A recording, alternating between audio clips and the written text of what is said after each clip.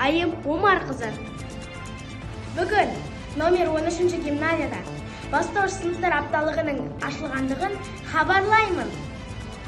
Мектебім сағынышы, балалығымның тәңірісі, шуақты күндердің, жұлдызды түндердің сәуледей болған жарығысы.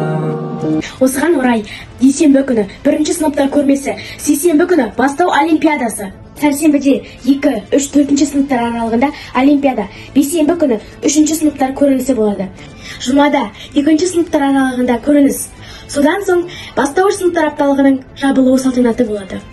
Сіздермен бірге болған мен айым Омарқызы. Келесі кездескенше. Қош сау болыңыздар.